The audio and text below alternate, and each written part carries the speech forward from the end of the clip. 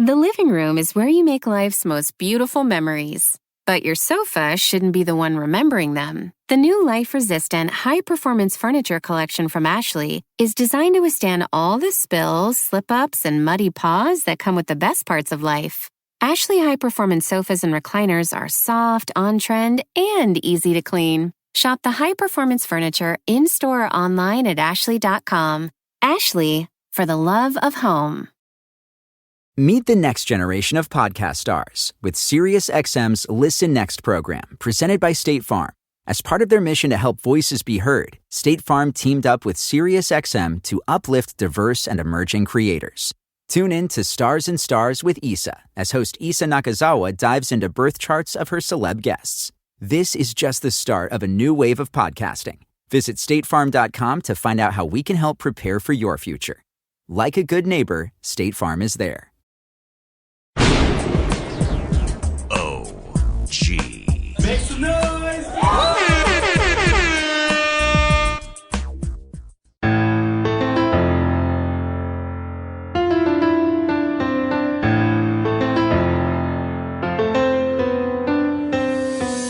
Keith Murray, legend, incredible solo artist, member of the equally incredible Def Squad. Keith Murray, welcome to the Library with Tim Einenkel. Thank you for being here. Thank you, sir. So I always like to start from the beginning. What music were you listening to as a kid? And then how did that kind of influence you as the artist today? Oh, what music I listened to as a kid? Well, take you back from the beginning. I'm from Roosevelt, Long Island, like Chuck D. Public Enemy, Redman. Public Enemy, Eddie Murphy, Howard Stearns. So, my uncle, I'm the first grandson. And my father's name is Keith Omar Murray Sr. I'm Keith Omar Murray Jr.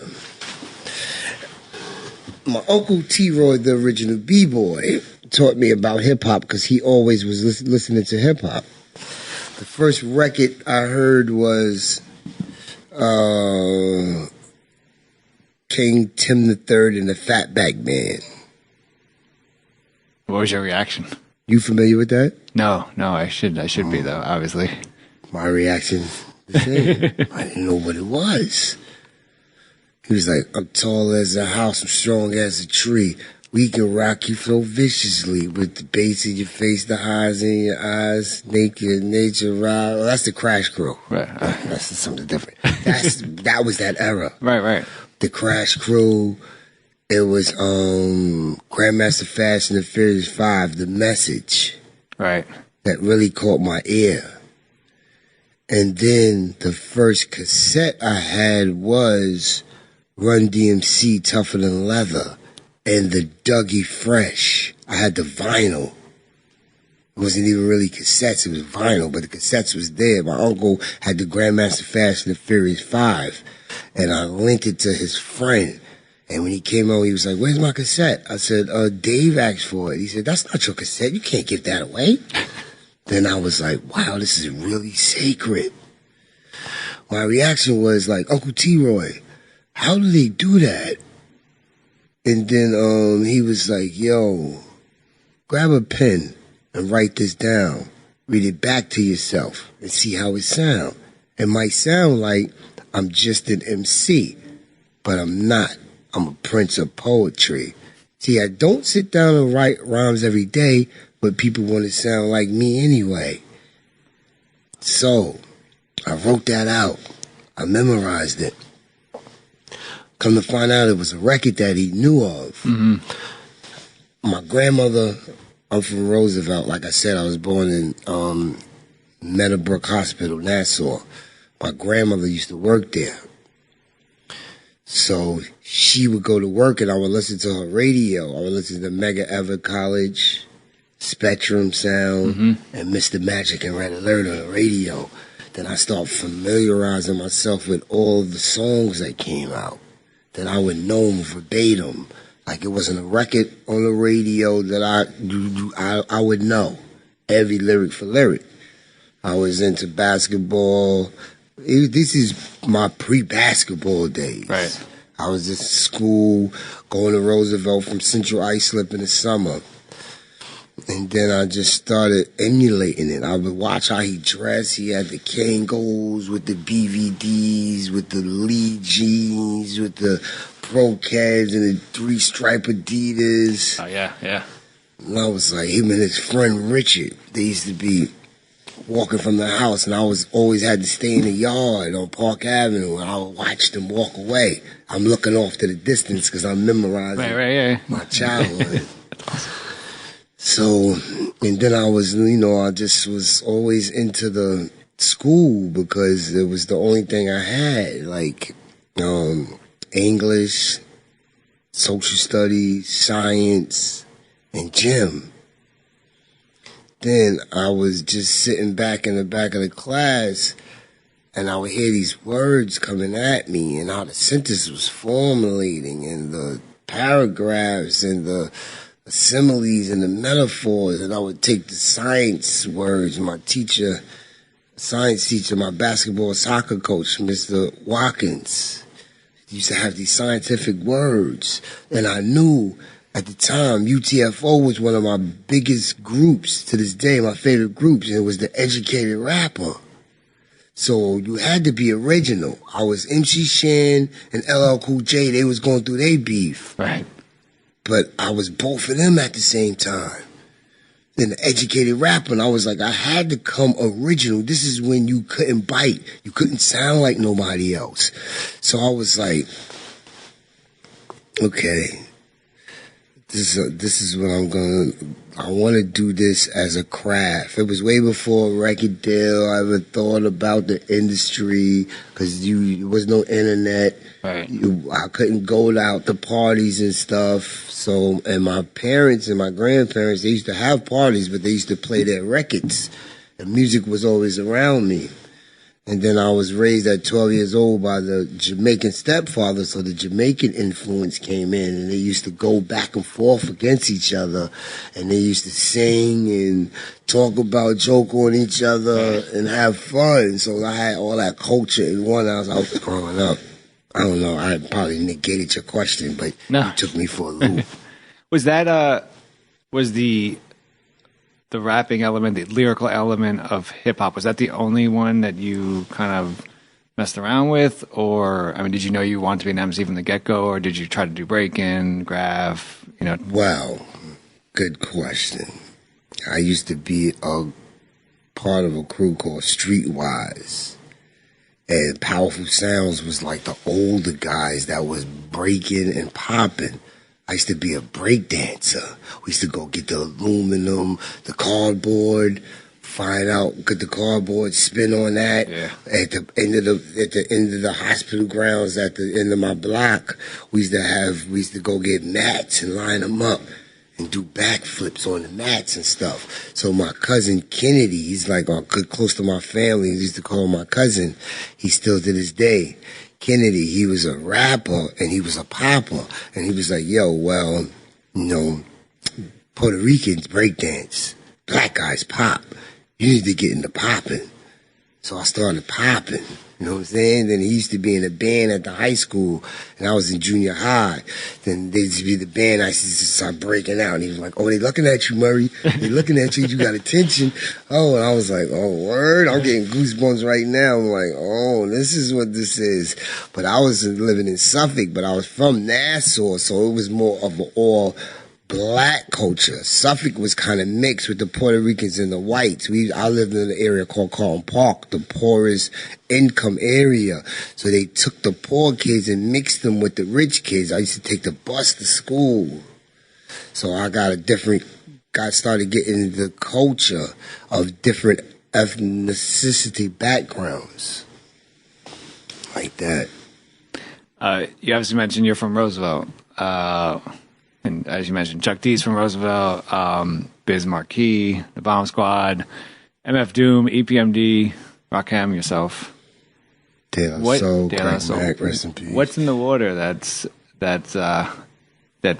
produces these incredible artists? Must be something in the water. And as going up, did you ever? mean, obviously you've met and worked with those guys. Did you ever cross paths with any of them growing up? Was there any, I guess, any collaboration? Father MC too was from there, and LL Cool J was from Bay Shore. Busta Rhymes from Uniondale. We gotta check this water.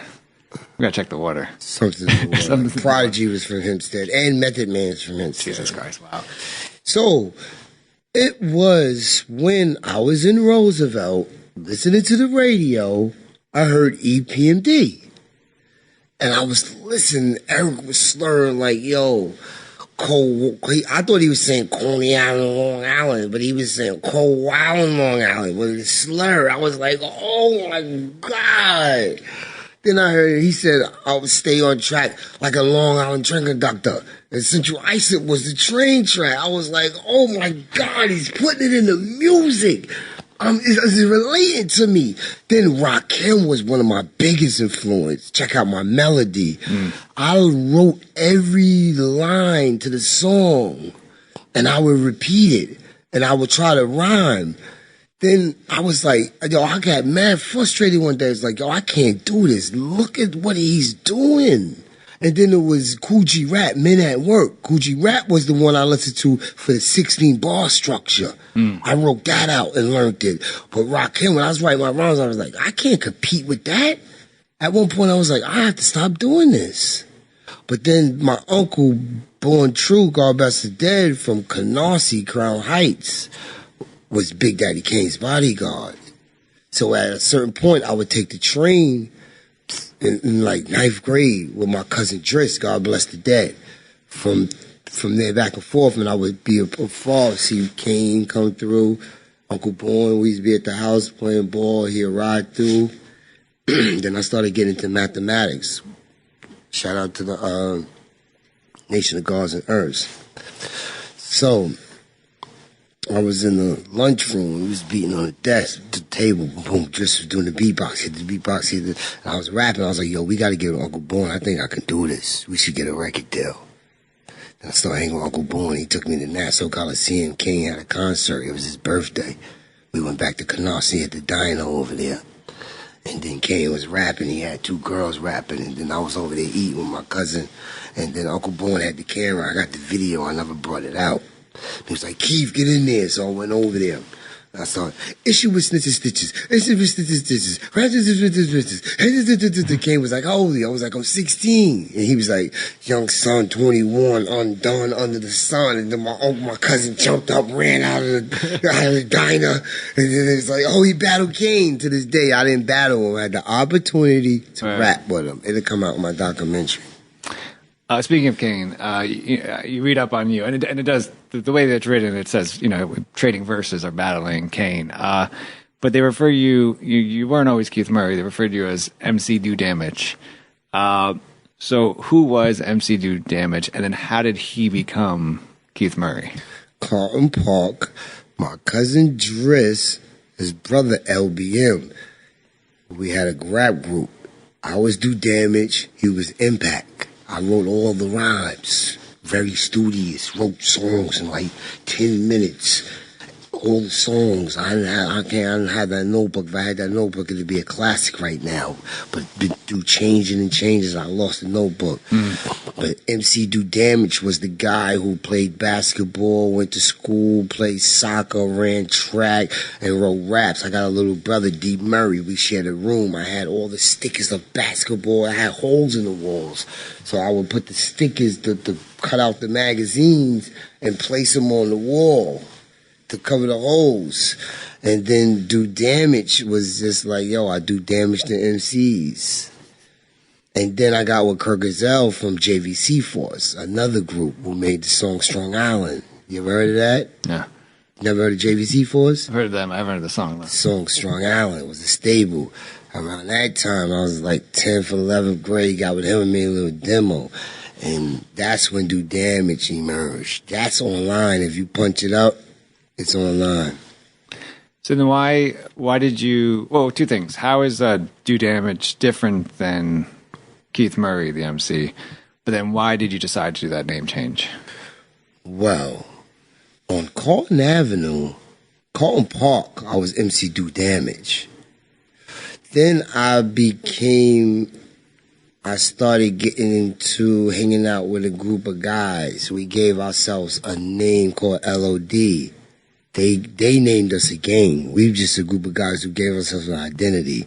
After the wrestling, LOD in the WWF, back then when it was. So it was like 30 of us. So I had the name Slash. We used to carry razors. I was in the Razor Cons from Brooklyn. We nicknamed ourselves after the Decepticons. So we took that. So the name Do Damage. After I had split up with Kirk Gazelle, was the producer, I veered off into basketball, 10th, 11th, 12th grade. Then I started being in street gangs, started selling hand-to-hand crack. I was slashing people with razor blades. I'm not proud of it, but that's what we did to live in the streets of Raleigh because we was bored and we was in the streets. Right. But my mother lived with my mother, but they had their life. That's a whole other story. But my grandmother was the one who made me be like, yo, if you're not going to school, you're not living in this house. If you're not, you can't be on the basketball, track, soccer, and wrestling if you don't have good grades. Mm-hmm. So school saved my life, and then I was going to school to be a lawyer or a doctor in my first year of college, but then the streets got me. I got into some issues, and I had to go do a couple of months in jail. It's another story. So the name Do Damage, from Slash to Do Damage, then it was just Murray, Keith Murray in the streets. Like I said, my father is Keith Omar Murray Sr. I'm Keith Omar Murray Jr., the firstborn grandson. So the name Murray just stuck with me. Then I met Eric Sermon, and then I seen Slick Ricky Walters. Then I seen Redman, Reggie Noble. Mm-hmm. And it was Murray. I didn't have a rap name, so it was just Keith Murray. Well, you get the people in the streets, oh, that's Keith Murray. Basketball, they were like, Murray, points, Murray, high score, all league, Murray. And then in jail, when it's time for the CO to call you, like, Murray, roll up, Murray, go to court. The name Murray, just stuck with me. My father's nickname is Bubba. They call me Keysmo in Roosevelt. So I'm really Baby Bubba Keysmo, but I never had those names. Right. It just was Murray, then short Ma. So just Keith Murray. The name just rolled off the tongue, and I just ran with it, and, following behind my father. Before we get into, I want to talk about your debuts, but before we get into that... Not to cut you off. It just organically happened. Is there a major difference between Keith Murray, the artist, but then Keith Murray, the person? That's a great question. Now, I met Eric Sermon when I was 19. I came out as an artist around 20 years old. And I was never taught how to separate the streets, the industry, my personal life. Mm-hmm. So it all tied in. That's how I became to have a black cloud over my head and developed a bad reputation. Now I work on myself backwards. I'm a very approachable guy, fun-loving. But if you look at me and you hear stories, you would think I'm hard to be approached. So, and my music is always true to life. Mm-hmm. I've seen it, done it, or heard about it. It's nothing fabricated. And sometimes I had gotten into situations where I shot myself in the foot because nobody pulled my coattail and say, yo, listen, this is the industry, this is real life. This is music, this is real life. So I won't go back and look back in anger and change things. That's what made me who I am today, and I'm thankful for that.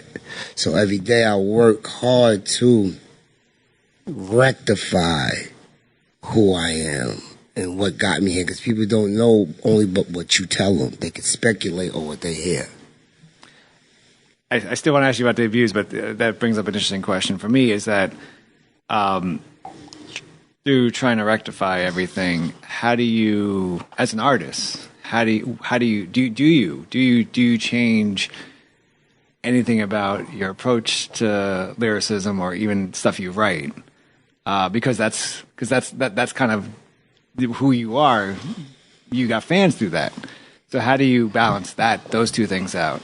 Well, I have 4 daughters now, and they are conscious and aware of their father. And I don't try to change what I do, but I do try not to be as vulgar and curse as much. But I still spit the real because the music I make is really not for them, but I make songs for them. And I cover a lot of points on the spectrum of my style and personality. I'm a Gemini.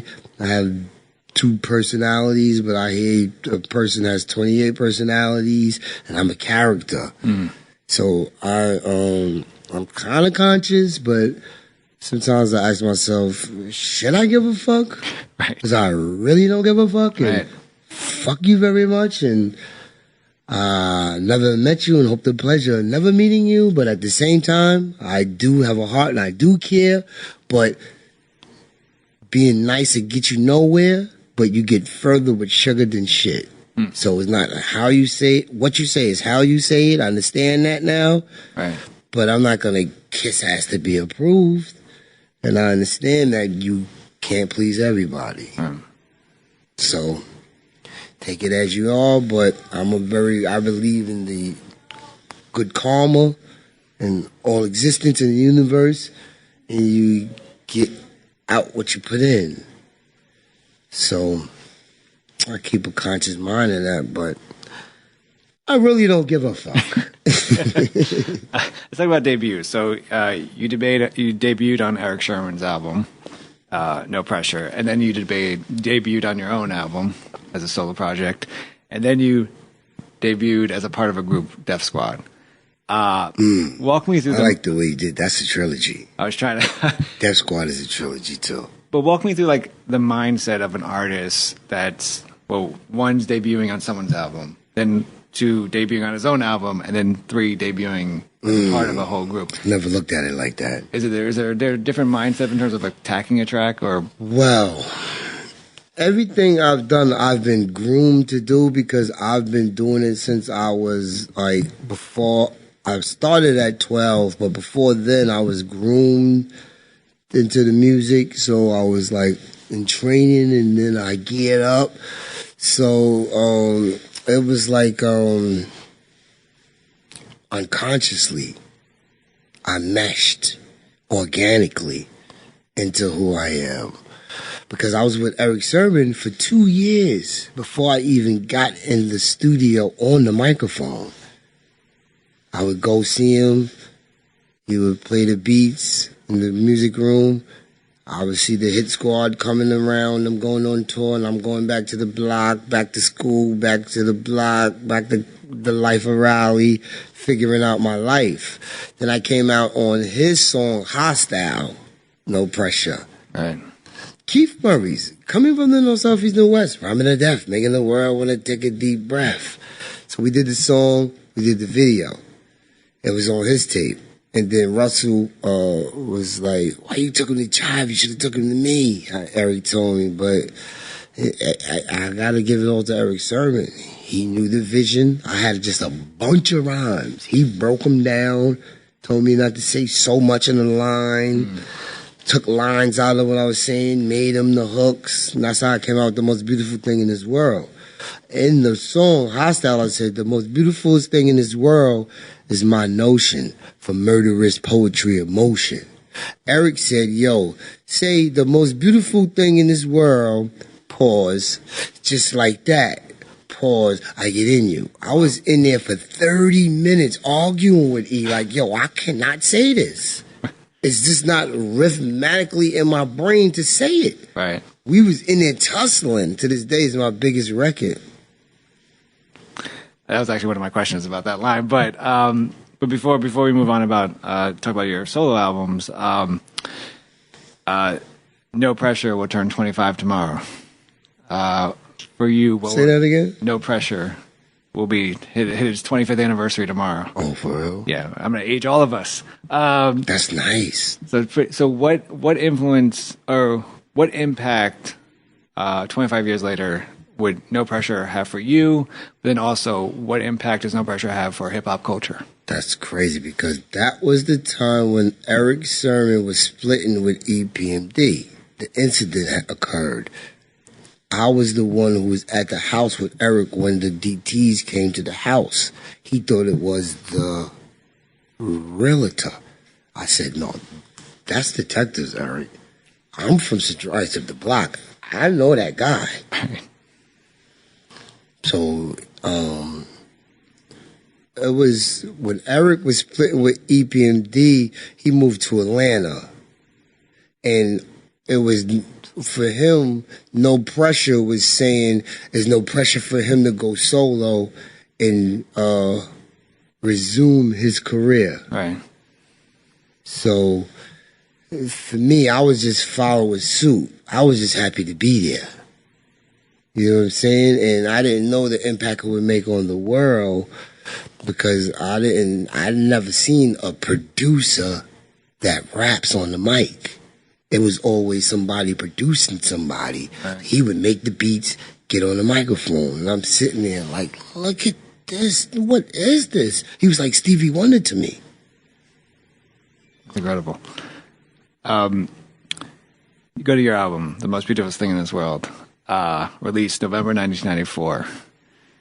Other albums released at this time, Nas' Illmatic, Biggie's Ready to Die, Outkast's Southern Playlistic, OC's Word Life, Gangstar's Hard to Earn, P-Rock and CL Smooth, The Main Ingredients. Incredible year for hip-hop. Method Man to Cow. Incredible year for hip-hop. Common Resurrection, Scarface, the Diary. As an MC, what is the conversation that's happening within the hip-hop community about this year and the album releases? And then also, as an MC that's about to release an album, is there pressure to top any of these guys, or is that's not even thought of? There was no conversation. It was a natural progression.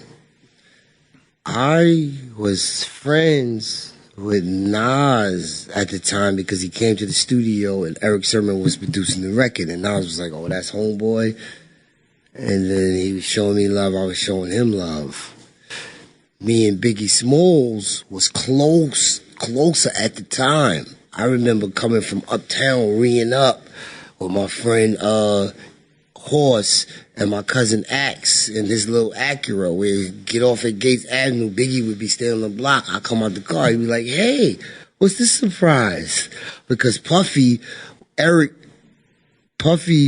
produced a video for E, Hitting Switches. He did that video, and I just was there with Biggie on the side. We was like, I had weed, and then we became friends because I had weed, and I was with Eric. And then I was with Nas early on. He would hang out. He would drop me off at the house in Long Island and things of that nature. So it was no discussion. I just was doing what was natural. Eric knew what was going on with Jive, and he had the Def Jam thing with Redman, but me, I just was the one who had the rhymes and always was prepared to spit at any given time with a unique style that nobody ever heard of before. Speaking of which, do you have the beats already created in your mind of what kind of beats you want to spit over, or is it just kind of listening to a bunch of beats and finding the right fit? Oh, Eric Sermon told me, Keith Murray, don't come over here if you don't have no rhymes. He always had beats.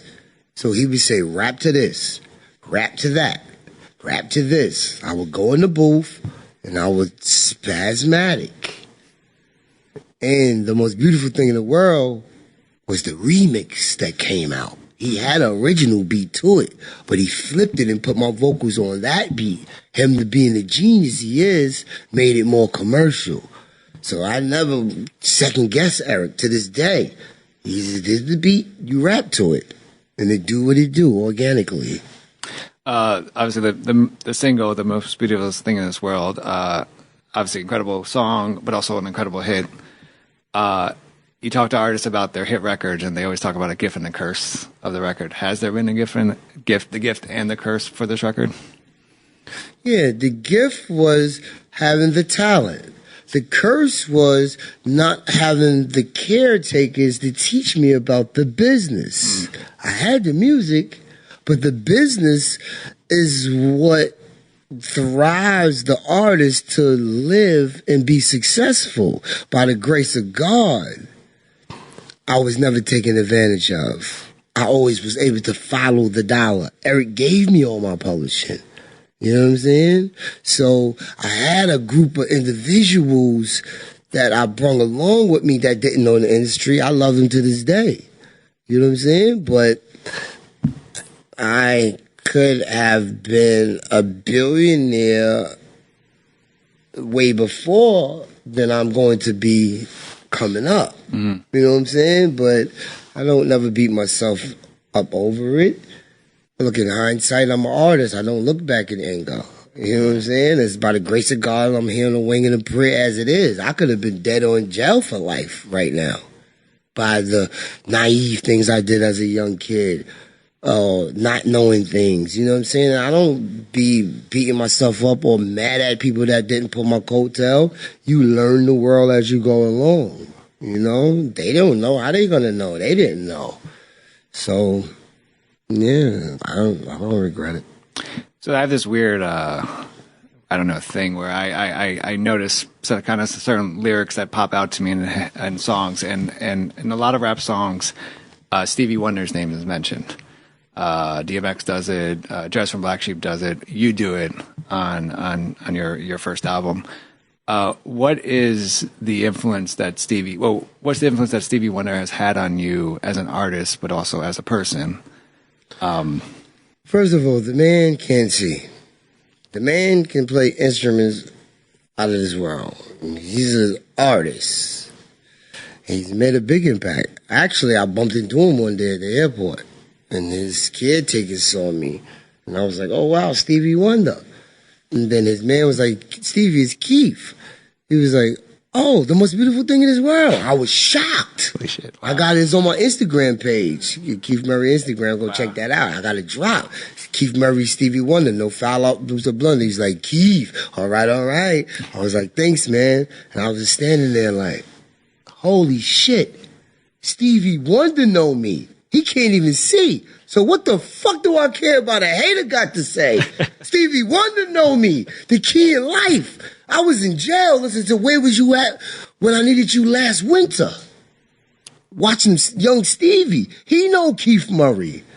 Thank you for that question. Because I will walk out here with my head up and I'll go conquer the world right now. Uh-huh. Another thing you do that I think is incredible for a debut solo album is that you actually say the line, "Yo, E, this might be my last album." And for any artist, any listener to hear, someone who's coming out with their debut album to say, "This might be my last album," is a ballsy thing to say. Did you think it was that ballsy when you said it? And why'd you say it? Because I didn't know what life was going to come at me when I walked out of that studio. Because I was a safe haven in the studio. Once I walked out that studio, it could be a freak accident. You could get hit by a stray bullet. You could have done something to somebody or somebody who crew you did something to that came and did something to you. So I was a depressed individual. And he was like, yo, why are you so depressed? You're Keith Murray. My father passed away. My mother passed away. I'm living this life of Raleigh. I'm not knowing the future because I didn't read the book, All You Need to Know About the Music Industry. I've been put with the lawyers, the Mark McCrayo and the Larry Rudolph and Puffy lawyer and Britney Spears lawyer manager around these people. And I'm over here like, yo, my friends are dying left and right.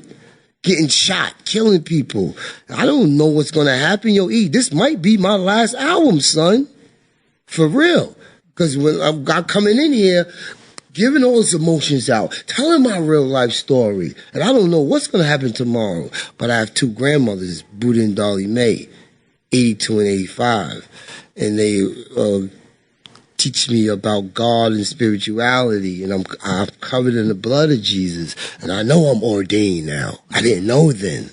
So I said it might be the conjunction word indicating either or. But you were the ad-lib. He was like, hell no. Yeah, right, yeah. And which was like, but when I heard it, I had to play it a few times to make sure I heard it correctly.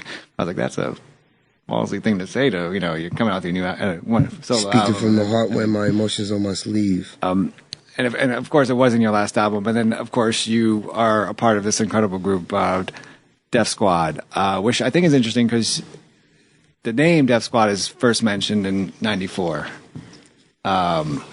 in music, and then but the album didn't come out until '98. Why the delay between the name mentioned in '94 and the album release in '98? Well, Def Squad is a group of individuals who came together under the wing of Eric Sermon. Redman was acquired from New Jersey through me and DJ Scratch at EPMD. Keith Murray asked K Solar to take me to Eric Sermon. I was around Redman because Eric Sermon was producing Redman. So we was brothers.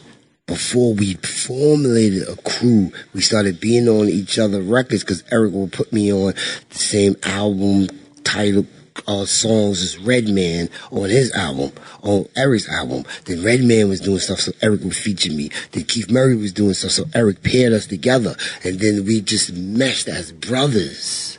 It was never gonna be three dudes in a group. Then Eric split with EPMD, and his sister Miki came up with the name Def Squad after Def Jam, DEF, most definitely dope. Some people used to think it was DETH, death, but it was most definitely high definition. You know what I'm saying? So the album El Nino came together because Def Jam felt that when we did Rapper's Delight from that album, that all the rappers did of the old school rap, it just met so well. Me, Eric and Red, Big Bang Hank, Wonder Mike, you know what I'm saying? And then it was the young one, Keith Murray. It just went so well, and then they talked about it, and they put us together, and then it happened like that. That's why it never was a Def Squad 2. We had three solo artists, solo careers that took us in different directions, but we're brothers at the end of the day. We all know each other's mothers, and the families know each other, and the kids know each other. It's a family. It's not just a group of individuals that came together to make music and make money together. That's why you never see Def Squad talking disrespectful about each other, right, or having quarrels in the media and then getting back together. Because at the end of the day, we always solo anyway, and brothers, by the grace of God. I would have to ask, will there ever be a Def Squad 2? I mean, is that ever going to be in the works, or just kind of more of an organic thing? If it happens, it happens? It has to be organic. We never was going to do it in the first place. People was rooting for it.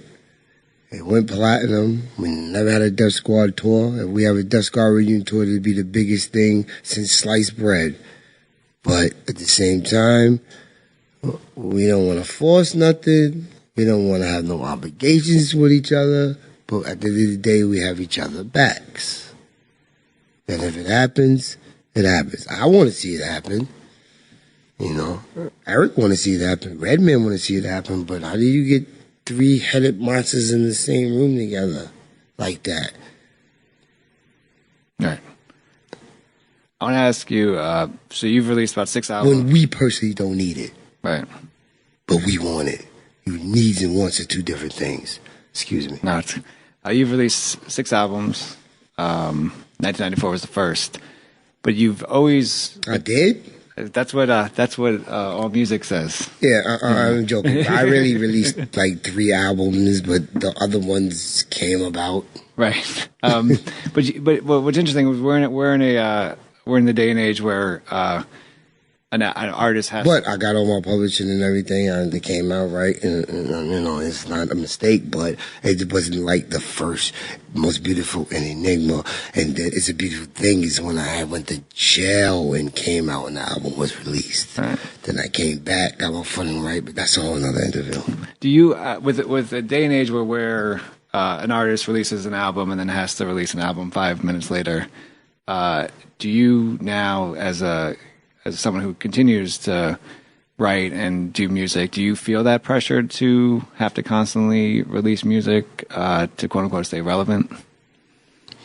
I never looked at the whole relevancy thing. It's organic.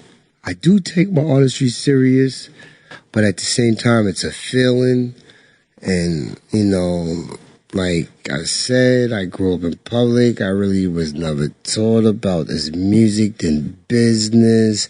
So there's really no pressure on me. And, you eat what you kill in this society, in this world. So if you want to come out and do albums every year and do that, and you're focused with teams that a lot of people eat off of you, and you're part of that team, and then you have to look back and saying people jerked me for my money, and I never had that problem because just figured the world out, and now I move forward, but I put my best foot forward, and I know I got a lot of fans out there, and I owe them new music to continue my legacy, to when I'm not able to make records and do tours and shows, have something to fall back on, stay in the loop now as a new age, get in the loop and play the game as it's played and finish strong and open the gate for new artists and start your company and give these other artists and producers and other business people and cross-collaborate with corporations and be a grown man at the end of the day and know you did the right thing before your time is up on this planet Earth. Responsibly. So does that mean a new Keith Murray albums? Well, I have a streaming album online now called The Lord of the Metaphor. It's on Def Squad streaming. It's collectively 12 songs that was never released or coded that Eric Sermon, Mickey Knox, and Minza at Def Squad put together for the Keith Murray fans. Now I have another group of songs that me and Eric have done over the last 10 years that never came out because of me finding my footing again and coming out the right way as a businessman, called The Most Ugliest Thing in This World. It's coming out on Def Squad streaming in a couple of months from now, produced by Eric Sermon. Then I'm going to pull my sleeves up, go through my notes, look at our history, and to come out with The Most Beautiful Thing in the World Part 2. Should be coming out within a year or two from now. A lot of work. Oh, it's organic. It's there. Just sit down and buckle down and see what's going on. But it's ABC 1, 2, 3. I'm trained for this, baby. I'm ready. I still get in you. So I had to ask you, you've obviously been doing this for a while, and you've written a shitload of music. Is there kind of that verse that's you've written or still writing that you look at it and you say, oh shit, I can't believe I wrote that? And if there is there something you could share with us? Yes. Well, like, to reiterate myself, when I went to Eric Sermon's house, and he heard a lot of the rhymes I had, he seen my work ethic, but he told me, Murray, don't come back over here if you ain't got no rhymes. So I went back, banged my head on the wall, went back to E, and I came out with, y'all mythological rappers is comical, the astronomical be coming through like the flu, bombing you, and then bombing in your crew too. With the musical, mystical, magical, you know how I do. With word attack skills, vocabulary too, comprehension of this edition is all brand new. You're through. I'm interplanetarian like Dr. Who? wanna get tripped on. Word is born. I'm kicking rhymes to the AM vulture swarm. Not Quincy Jones, but I'm back on the block. Not selling crack, cause he came out with the album Back on the Block. Not Quincy, but I'm back on the block. And not selling crack, cause when I came out, I was selling crack, but I came out musically now. Not Quincy, but I'm back on the block and not selling crack. Ooh. That blew me away just now. I didn't even finish the rhyme. Wow. On that note, Keith Murray, honor to have spoken to you today on the Library with Tim Einenkel. Thank you so much for being here. Thanks for having me.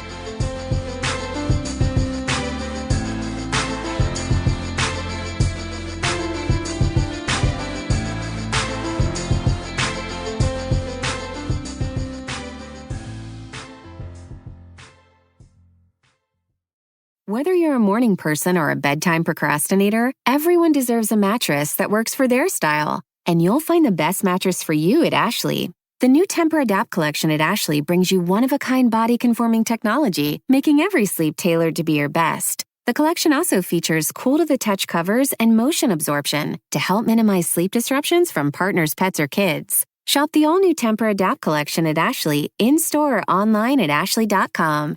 Ashley, for the love of home. Meet the next generation of podcast stars with SiriusXM's Listen Next program, presented by State Farm. As part of their mission to help voices be heard, State Farm teamed up with SiriusXM to uplift diverse and emerging creators. Tune in to Stars and Stars with Issa, as host Issa Nakazawa dives into birth charts of her celeb guests. This is just the start of a new wave of podcasting. Visit statefarm.com to find out how we can help prepare for your future. Like a good neighbor, State Farm is there.